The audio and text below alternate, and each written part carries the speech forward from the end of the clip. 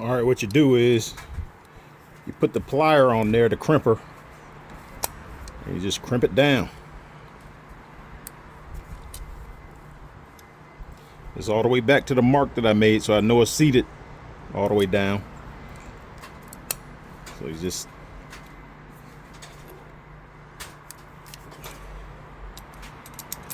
and you can see the crimp going on right there.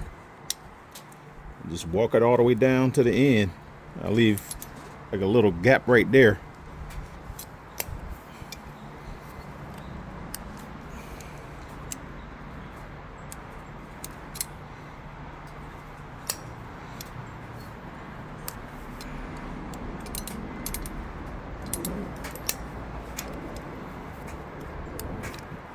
I mean, it don't take much. It ain't gonna, what it does, it makes it not back off the barb.